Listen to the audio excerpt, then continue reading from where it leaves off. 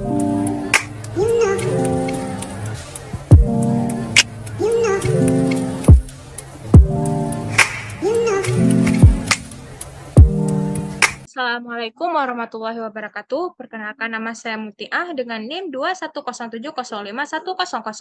Di sini saya akan menjelaskan tentang materi mobile computing dari mata kuliah komputasi berkelanjutan. Di sini ada pengertiannya. Yang pertama, mobile computing adalah istilah yang merujuk pada teknologi yang memungkinkan pengguna untuk melakukan aktivitas komputasi menggunakan perangkat mobile seperti smartphone, tablet, laptop, dan perangkat wearable. Teknologi ini memungkinkan pengguna untuk mengakses informasi, aplikasi, dan layanan secara nirkabel dan portable dari mana saja dan kapan saja, tanpa harus terbatas pada waktu atau waktu tertentu. Mobile computing mencakup beberapa teknologi dan layanan, seperti jaringan seluler, Wi-Fi, Bluetooth, NVC Near-Field Communication, GPS, dan cloud computing, yang digunakan untuk memperluas kemampuan perangkat mobile dan memungkinkan pengguna untuk mengakses informasi dan layanan dari jarak jauh. Selanjutnya ada fungsi mobile computing. Fungsi dari mobile computing adalah untuk memudahkan akses ke informasi dan layanan dari mana saja dan kapan saja. Dengan mobile computing, pengguna dapat mengakses berbagai informasi dan layanan seperti email, media sosial, e-commerce, hiburan, dan lainnya sebagainya dengan mudah dan cepat dari perangkat mobile mereka. Selain itu, mobile computing juga memungkinkan pengguna untuk bekerja atau beraktivitas dari mana saja dan kapan saja tanpa terikat oleh waktu dan tempat tertentu. Mobile computing juga berfungsi untuk memperluas jaringan dan konektivitas antara orang dan perangkat. Ini memungkinkan pengguna untuk terhubung dengan teman, keluarga, rekan kerja, dan bahkan dengan jaringan perangkat Internet of Things atau IoT. Selain itu, mobile computing juga berfungsi untuk meningkatkan produktivitas dan efisiensi dalam berbagai bidang seperti bisnis, pendidikan, kesehatan, dan lain sebagainya dengan memanfaatkan teknologi mobile. Selanjutnya ada perkembangan mobile computing. Mobile computing telah mengalami perkembangan yang sangat pesat dalam beberapa tahun terakhir. Berikut ini adalah beberapa perkembangan terkini dalam mobile computing. Yang pertama ada kecepatan jaringan. Perkembangan jaringan seluler seperti 4G dan 5G telah memungkinkan pengguna untuk mengakses informasi dan layanan dengan kecepatan yang jauh lebih cepat daripada sebelumnya. Ini membuat pengguna bisa mengakses video streaming, game online, dan aplikasi yang membutuhkan bandwidth yang besar dengan mudah dan cepat dari perangkat mobile mereka. Kedua, ada kecerdasan buatan atau AI dan machine learning. Teknologi kecerdasan buatan dan machine learning telah memungkinkan perangkat mobile untuk melakukan tugas yang lebih kompleks seperti pengenalan suara, analisis gambar, dan penerjemahan bahasa secara otomatis. Ini membuat pengguna bisa mengakses informasi dengan lebih mudah dan cepat. Selanjutnya ada augmented reality atau AR dan virtual reality atau VR. Teknologi AR dan VR telah memungkinkan pengguna untuk berinteraksi dengan lingkungan dan objek secara virtual. Ini memungkinkan pengguna untuk mengalami pengalaman yang sama seperti di dunia nyata. Selanjutnya ada Internet of Things atau IoT. Perkembangan teknologi IoT telah memungkinkan perangkat mobile untuk terhubung dengan perangkat IoT lainnya seperti pintu gerbang pintar, sensor, dan perangkat lainnya. Ini memungkinkan pengguna untuk mengendalikan dan mengakses perangkat dari jarak jauh. Yang terakhir ada keamanan. Keamanan perangkat mobile semakin ditingkatkan dengan teknologi seperti sensor sidik jari dan pengenalan wajah. Ini membuat perangkat mobile lebih aman dan dapat menghindari risiko keamanan seperti pencurian identitas dan malware. Perkembangan mobile computing yang pesat ini memungkinkan pengguna untuk mengakses informasi dan layanan dengan lebih mudah dan cepat dari perangkat mobile mereka.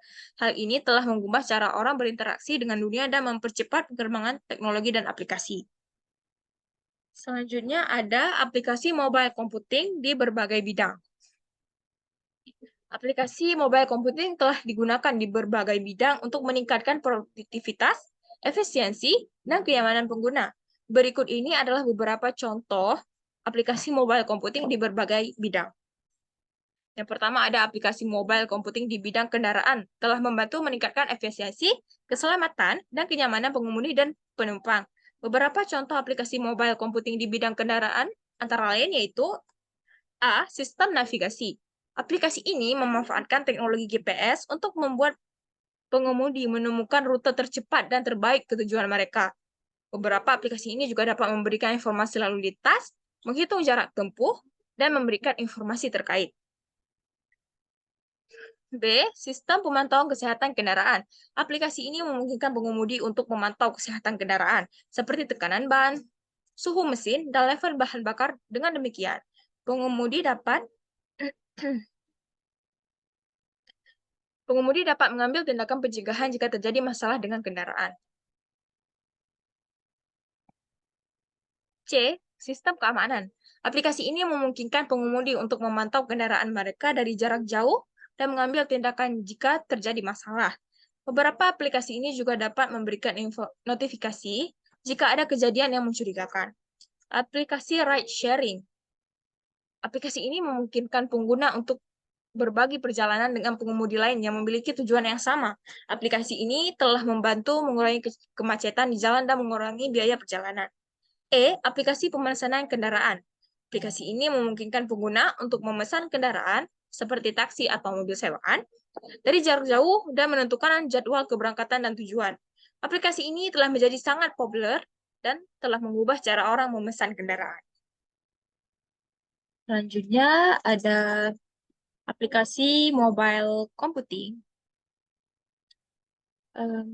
Selanjutnya ada aplikasi mobile computing telah menjadi penting bagi pembisnis yang sering bepergian karena memungkinkan mereka untuk tetap terhubung dengan kantor dan pelanggan mereka, melakukan tugas bisnis penting, dan mengatur jadwal mereka yang lebih efisien.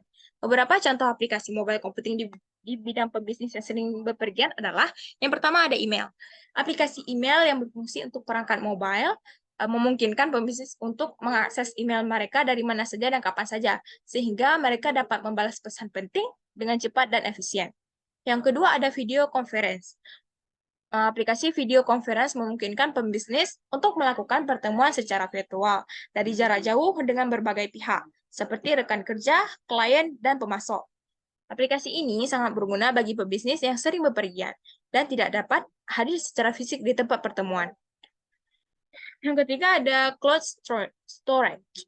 Aplikasi yang menyimpan cloud memungkinkan pembisnis untuk menyimpan dan mengakses dokumen bisnis penting dari mana saja dan kapan saja, sehingga mereka mengambil keputusan yang tepat dan terbatas oleh waktu atau tempat. Yang keempat ada aplikasi pemesanan tiket dan hotel. Aplikasi ini memungkinkan pembisnis untuk memesan tiket pesawat, kereta api, atau hotel dari mana saja dan kapan saja dengan harga yang lebih murah. Yang terakhir ada aplikasi keuangan. Aplikasi keuangan memungkinkan pebisnis untuk mengatur dan memantau keuangan mereka dari mana saja dan kapan saja, sehingga mereka dapat mengambil keputusan keuangan yang tepat dan menghindari kerugian. Selanjutnya, contoh dari aplikasi mobile computing sendiri adalah di bidang telepon yang cerdas telah membantu mengubah cara kita berinteraksi dengan telepon seluler. Beberapa contoh aplikasi mobile computing di bidang telepon yang cerdas adalah antara lain. Yang pertama ada sosial media. Aplikasi sosial media memungkinkan pengguna untuk terhubung dengan teman dan keluarga dari mana saja dan kapan saja. Beberapa contoh aplikasi sosial media yang populer antara lain, yang pertama sendiri itu ada Facebook, Twitter, Instagram, dan TikTok. Yang kedua, ada aplikasi pesan. Aplikasi pesan memungkinkan pengguna untuk berkomunikasi dengan teman dan keluarga melalui pesan teks, suara, atau video dari mana saja dan kapan saja. Beberapa contoh aplikasi pesan yang populer antara lain adalah WhatsApp, Line, dan Telegram. Yang ketiga, ada aplikasi email. Aplikasi email memungkinkan pengguna untuk mengakses email mereka dari mana saja dan kapan saja, sehingga mereka dapat membalas pesan penting dengan cepat dan efisien. Yang keempat ada aplikasi musik. Aplikasi musik memungkinkan pengguna untuk mendengarkan musik favorit mereka dari mana saja dan kapan saja. Beberapa contoh aplikasi musik yang populer antara lain adalah Spotify, Apple Music, dan YouTube Music. Yang kelima ada aplikasi kamera. Aplikasi kamera memungkinkan pengguna untuk mengambil foto, video berkualitas tinggi dari mana saja dan kapan saja. Beberapa contoh aplikasi kamera yang populer antara lain Instagram, Snapchat, dan TikTok. Yang keenam ada aplikasi permainan. Aplikasi permainan memungkinkan pengguna untuk bermain game dari mana saja dan kapan saja. Beberapa contoh aplikasi permainan yang populer antara lain adalah Free Fire, PUBG Mobile, dan Candy Crush Saga. Selanjutnya ada aplikasi mobile computing di bidang invisible, ubiquitous, pervasive, and wearable. Computing adalah aplikasi yang dirancang untuk bekerja pada perangkat wearable seperti jam tangan pintar, kacamata pintar, dan sensor yang ditanamkan dalam tubuh. Beberapa contoh aplikasi mobile computing di bidang ini antara lain, yang pertama ada kesehatan. Aplikasi kesehatan wearable memungkinkan pasien untuk memantau kesehatan mereka secara real time, seperti tekanan darah, detak jantung, dan kadar gula darah. Aplikasi ini dapat membantu pasien dan dokter untuk mengawasi kondisi kesehatan dan mengambil tindakan yang tepat jika ada masalah. Yang kedua ada olahraga. Aplikasi olahraga wearable memungkinkan atlet dan penggemar olahraga untuk memantau aktivitas olahraga mereka, seperti jarak yang ditempuh, kalori yang terbakar, dan denyut jantung. Aplikasi ini dapat membantu pengguna untuk meningkatkan performa mereka dalam olahraga dan meningkatkan kesehatan mereka. Yang ketiga ada keamanan. Aplikasi keamanan wearable memungkinkan pengguna untuk mengontrol akses ke perangkat dan informasi mereka, seperti menggunakan sidik jari atau pengenalan wajah. Aplikasi ini dapat membantu mencegah akses yang tidak sah dan menjaga privasi pengguna. Yang keempat ada navigasi. Aplikasi navigasi wearable memungkinkan pengguna untuk mendapatkan petunjuk arah dalam waktu nyata dan memberikan informasi tentang lokasi seperti jarak, arah, dan waktu tempuh. Aplikasi ini sangat berguna bagi pengguna sering melakukan perjalanan atau bepergian ke tempat yang tidak dikenal. Yang kelima ada permainan. Aplikasi permainan wearable memungkinkan pengguna untuk bermain game dan menggunakan perangkat wearable, seperti jam tangan pintar atau kacamata pintar. Aplikasi ini dapat memberikan pengalaman permainan yang lebih interaktif dan menghibur. Selanjutnya ada beberapa aplikasi mobile computing yang dapat digunakan di bidang kantor atau rumah cerdas. Di antaranya adalah A. Aplikasi Office Suite. Aplikasi ini berguna untuk membuat, mengedit, dan mengelola dokumen seperti dokumen Word, Excel, dan PowerPoint. Contohnya adalah Microsoft Office, Google Docs, atau WPS Office. B. Ada aplikasi Remote Desktop.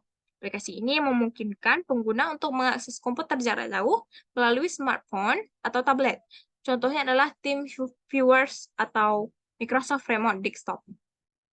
C. Aplikasi perencanaan tugas. Aplikasi ini berguna untuk mengatur jadwal kerja, memprioritaskan tugas, dan mengingatkan deadline tugas. Contohnya adalah Todoist, Trello, atau Asana. D. Aplikasi video konferensi. Aplikasi ini berguna untuk melakukan pertemuan atau rapat secara virtual melalui smartphone atau tablet. Contohnya adalah Zoom, Skype, atau Google Meet. Yang E, aplikasi rumah cerdas. Aplikasi ini digunakan untuk mengontrol perangkat elektronik di rumah, seperti lampu, televisi, atau kamera keamanan melalui smartphone atau tablet. Contohnya adalah SmartThings, Google Home, atau Amazon Alexa. Selanjutnya, jadi semua aplikasi di atas itu membantu meningkatkan produktivitas dan efisiensi di kantor atau di rumah cerdas. Namun pastikan untuk memilih aplikasi yang sesuai dengan kebutuhan dan budget Anda. Selanjutnya ada berikut adalah beberapa aplikasi mobile computing yang berguna di bidang ruang pertemuan dan konferensi. Yang pertama ada Zoom. Aplikasi ini memungkinkan pengguna untuk melakukan konferensi video atau audio, berbagi layar, dan berkolaborasi dengan mudah. Aplikasi ini sangat populer dan mudah digunakan. Yang kedua ada Skype for Business. Aplikasi ini menawarkan fitur video atau audio konferensi, kolaborasi dokumen, dan pesan instan untuk berkomunikasi dengan kolega atau klien. Google Meet. Yang ketiga ada Google Meet. Aplikasi ini memungkinkan pengguna untuk melakukan konferensi video dengan mudah, terutama jika Anda menggunakan aplikasi Google Workspace. Keempat ada GoToMeeting. Aplikasi ini menyediakan fitur konferensi video atau audio, berbagi layar, dan fitur lainnya untuk memvalidasi pertemuan dan kolaborasi jarak jauh. Yang kelima ada Cisco Webex Meeting. Aplikasi ini menyediakan fitur konferensi video dan audio, kolaborasi dokumen, dan fitur lainnya untuk memfasilitasi pertemuan dan kolaborasi jarak jauh. Kemudian ada Microsoft Teams. Aplikasi ini menyediakan fitur konferensi video dan audio, kolaborasi dokumen, pesan instan, dan integrasi dengan aplikasi Microsoft Office. Yang ketujuh ada Blue Jeans. Aplikasi ini menyediakan fitur konferensi video dan audio, berbagi layar, dan fitur lainnya untuk memfasilitasi pertemuan dan kolaborasi jarak jauh. Semua aplikasi yang sudah saya sebut di atas dapat membantu memfasilitasi pertemuan dan kolaborasi jarak jauh dengan mudah dan efisien. Pastikan untuk memilih aplikasi yang sesuai dengan kebutuhan Anda dan yang juga mudah digunakan oleh seluruh anggota tim. Selanjutnya ada contoh lagi dari cloud computing di bidang taksi, polisi, dan pemadam kebakaran. Yang pertama ada taksi. Aplikasi taksi online seperti Uber, Grab, dan Gojek memungkinkan pengguna untuk dengan mudah memesan taksi dengan harga yang terjangkau dan menentukan tujuan mereka dengan mudah. Aplikasi ini juga menyediakan fitur keamanan dan melacak posisi pengemudi. Yang kedua ada polisi. Aplikasi mobile computing polisi seperti Mobile Patrol dan Police One menyediakan informasi tentang kejahatan terbaru, peraturan lalu lintas, dan aktivitas polisi lokal. Aplikasi ini juga menyediakan alat untuk melacak dan memantau aktivitas kriminal di wilayah tertentu. Yang ketiga ada pemadam kebakaran. Aplikasi pemadam kebakaran seperti Emergency Radio dan Activity 911 memungkinkan pengguna untuk menerima pemberitahuan kebakaran terbaru, informasi lokasi, dan laporan dari petugas pemadam kebakaran. Aplikasi ini juga menyediakan alat untuk melacak dan memantau kebakaran di wilayah tertentu. Yang keempat ada Waze. Aplikasi navigasi ini dapat membantu pengemudi taksi, polisi, dan pemadam kebakaran untuk menemukan rute terbaik, memantau lalu lintas, dan menghindari kemacetan. Aplikasi ini juga dapat membantu pengguna menemukan lokasi kecelakaan dan kebakaran terbaru. Yang kelima ada Live 360. Aplikasi ini dapat membantu keluarga anggota polisi atau pemadam kebakaran untuk saling memantau lokasi dan aktivitas mereka, terutama ketika mereka sedang dalam tugas yang berbahaya. Semua aplikasi ini dapat membantu mempermudah tugas-tugas di bidang taksi, polisi, dan pemadam kebakaran. Pastikan untuk memilih aplikasi yang sesuai dengan kebutuhan dan juga memperhatikan keamanan dan privasi data. Selanjutnya ada contoh aplikasi mobile computing yang digunakan dalam bidang Lonely Wolf. Yang pertama ada Evernote. Evernote adalah aplikasi catatan digital yang memungkinkan pengguna untuk membuat catatan, memasukkan foto, atau menyimpan dokumen secara offline. Data yang disimpan dapat diakses dari perangkat manapun dan disinkronkan dengan server ketika koneksi internet tersedia. Yang kedua ada Google Drive. Google Drive memungkinkan pengguna untuk menyimpan, berbagi, dan mengakses dokumen dari file dari perangkat seluler mereka secara offline. Pengguna dapat menyinkronkan file mereka ketika koneksi internet tersedia. Ketiga ada Microsoft Office. Microsoft Office menawarkan aplikasi seperti Word, Excel, dan PowerPoint yang dapat diakses secara offline dari perangkat seluler pengguna. Data dapat disimpan secara lokal pada perangkat seluler atau disinkronkan dengan server saat koneksi internet tersedia. Yang keempat adalah Dropbox.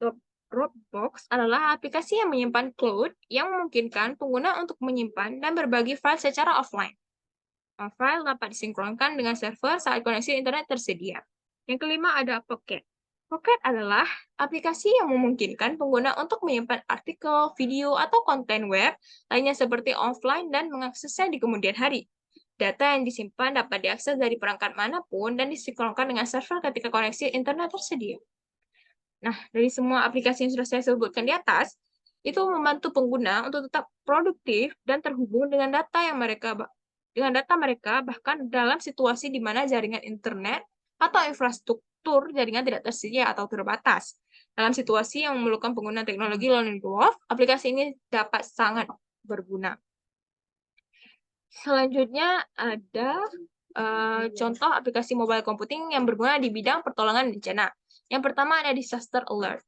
Aplikasi ini menyediakan informasi terbaru tentang bencana di seluruh dunia, termasuk gempa bumi, badai, dan banjir. Aplikasi ini juga menyediakan peta interaktif dan layanan pemberitahuan langsung. Yang kedua ada Google Maps. Aplikasi ini dapat membantu penyelamat untuk menemukan lokasi bencana dan memetakan daerah yang terkena dampaknya.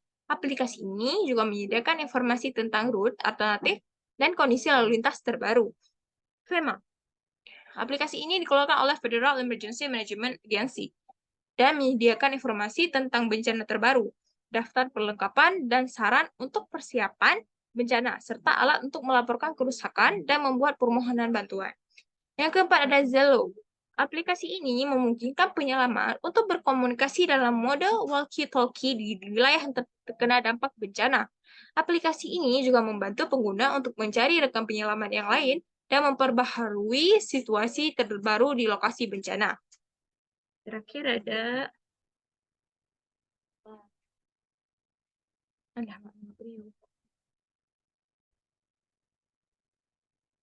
yang terakhir adalah Live 360. Aplikasi ini dapat membantu keluarga atau teman penyelamat untuk saling memantau lokasi dan aktivitas mereka, terutama dalam situasi darurat. Selanjutnya ada aplikasi mobile computing yang berguna di bidang peringatan dini bencana. Pertama ada peta risiko bencana. Aplikasi ini dikeluarkan oleh Badan Nasional Penanggulangan Bencana BNPB dan menyediakan informasi tentang risiko bencana di wilayah tertentu di Indonesia. Aplikasi ini juga menyediakan peta interaktif.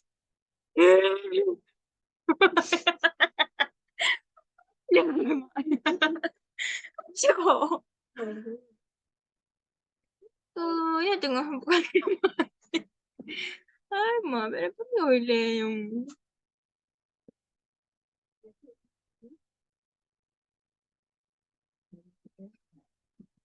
Ini punya dalam.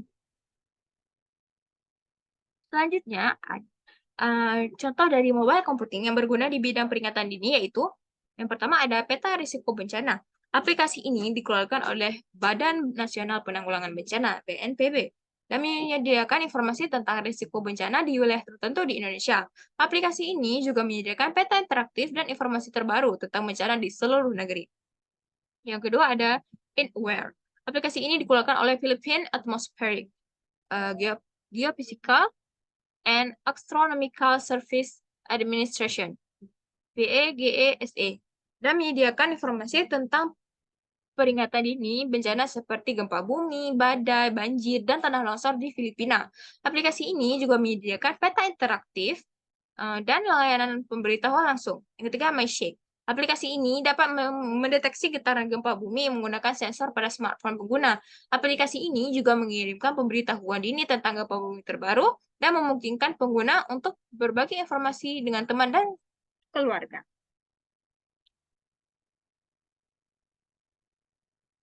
Yang keempat ada Earthquake Network.